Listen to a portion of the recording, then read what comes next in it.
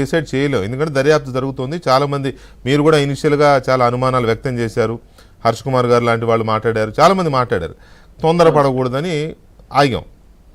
ఇవాళ లోకేష్ గారు మాట్లాడారు, చంద్రబాబు నాయుడు గారు మాట్లాడారు క్యాబినెట్లో, మధ్యలో మీరు కూడా మాట్లాడారు ఇది అంతా అనవసరంగా దీన్ని ఇది చేస్తున్నారని. ఇప్పుడు ఒకడు పెట్టాడు నాకు, ఏం పెట్టాడు, పాస్టర్ గారి వైఫ్ ఎటువంటి చర్చలు పెట్టవద్దని రిక్వెస్ట్ చేసిన ఏబిఎన్ కూడా చేయడం సిగ్గుచేటంట. ఆవిడ పెట్టిందని, ఆ విజ్ఞప్తి చేసిందని వీళ్ళు ఎవరు నాగారా? సోషల్ మీడియాలో రచ్చ చేయడము, విషం కక్కడం ఆపారా? అదే విషం కక్కుతున్నారు. ఇంకా ఎంత రచ్చ చేయొచ్చు, సమాజంలో ఎంత కుంపటి రాజేయచ్చు అని ఈ పని మీదే ఉన్నారు కదా.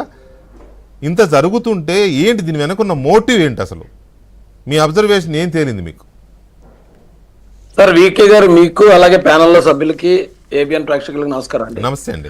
అయితే మీకు ఎవరో పెట్టారంటున్నారు కదా, వాడికి చెప్పండి, వాళ్ళ వైఫ్ పెట్టింది ఎవరికి వాళ్ళే సెల్ఫ్ ఇన్వెస్టిగేషన్ చేసేవాళ్ళు ఎవరైతే ఉన్నారో, ఈ సెల్ఫ్ ఇన్వెస్టిగేషన్ ఆపి మీ పని మీరు చూసుకుంటారా బాబు, ఇది మర్డర్ అని ఇన్వెస్టిగేట్ చేస్తున్న వాళ్ళకి చెప్పిందండి. అవును, ఎందుకంటే ఈవేళ వాళ్ళు చేసిన పని వల్ల చనిపోయిన తర్వాత కూడా ప్రవీణ్ గారు కుటుంబం చాలా అవమానపడాల్సి వస్తుంది సార్. ఆ బాధలో ఆవిడ చెప్పిందండి. ఇక ఈ విషయానికి వస్తే సార్, నేను గమనించింది, నిజం చెప్పులేసుకునే లోపు అబద్ధం ప్రపంచాన్ని చుట్టేసి వచ్చేస్తుందండి. ఆ రోజు ఇష్యూ జరిగిన దగ్గర నుంచి నేను అక్కడే ఉన్నాను సార్. నాకు కూడా డౌట్ వచ్చిందండి, ఎందుకంటే ఈయనకి శత్రువులు ఉన్నారు కాబట్టి, ఏమో ఎవరన్నా ఏమన్నా ఉద్రేకంలో లేకపోతే కోపంలో ఇలాంటి కక్షలు పెంచుకుని ఏమైనా చంపారేమో అన్న ఆలోచనతోనే నేను కూడా గవర్నమెంట్ హాస్పిటల్కి వెళ్ళానండి రాజమండ్రి. ఆ రోజు ఈవినింగ్ దాకా ఉన్నాను. ఈ ఇన్సిడెంట్ జరిగిన స్పాట్ చూశాను, సీసీ కెమెరా ఎదురుగా ఎవరో మర్డర్ చేయరు, అలాగే పోలీసు వాళ్ళు చెప్పినవి విన్నాను. ఇవన్నీ క్రోడీకరించుకున్నాక నాకు ప్రాథమికంగా ఒక నిర్ధారణ అయితే వచ్చిందండి. నేను వెంటనే వీళ్ళందరూ హత్య అని రెచ్చగొడతా ఉంటే, ఇది హత్య అంటానికి ఇంకేం ఆధారాలు దొరకలేదు, 90% ఇది యాక్సిడెంట్ లాగా కనిపిస్తుంది, ఇంకా లోతైన దర్యాప్తు జరుగుతుంది, ఎవరు కంగారు పడొద్దని నేను అక్కడ మొట్టమొదట నేనే చెప్పాను సార్ అక్కడ మీడియా తోటి. అయితే వీళ్ళందరూ అంటే ఒక 10 మంది కలిసారు సార్ అక్కడ. నేను చూశాను 10 మందిని కూడా. అందులో ఒకటి హర్ష్ కుమార్ గారు, అయితే ఈ కేఏ పాల్ గారు, జూపుడి ప్రభాకర్ గారు, అలా ఒక 4-5 పాస్టర్లు, అంటే పాస్టర్లు అని చెప్పుకున్నారు కానీ వాళ్ళకి ఏమి చర్చు, వాళ్ళ దగ్గరికి ఒక 100 మంది సంఘం వెళ్ళేవాళ్ళు కాదండి వాళ్ళు. వీళ్ళంతా కూడా పెయిడ్ ఆర్టిస్టులు 10 మంది. వీళ్ళ 10 మంది కలిపి ఒక అబద్ధాన్ని విజయవంతంగా నిజమని జనాల్ని మొత్తం క్రైస్తవులను నమ్మించేశారండి.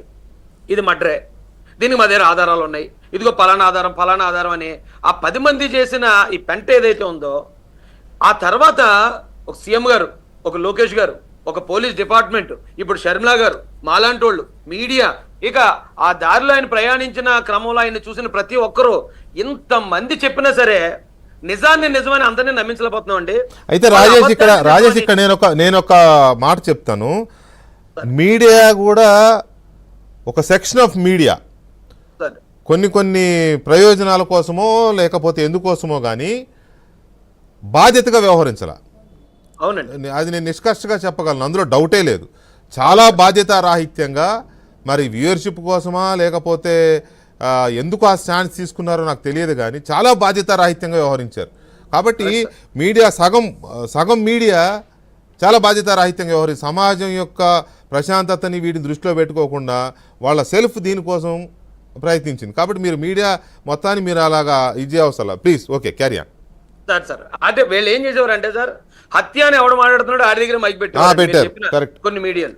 హత్య కాదు, ఎవరో ఆందోళన చెందకండి అనేవాళ్ళు ఎవరి దగ్గరికి వెళ్ళేవాడు కాదండి. హత్య అని ఎవరైతే చెప్తున్నారో వాళ్ళ దగ్గరే పెట్టేవారు సార్. అయితే నాకు అర్థం కాని విషయం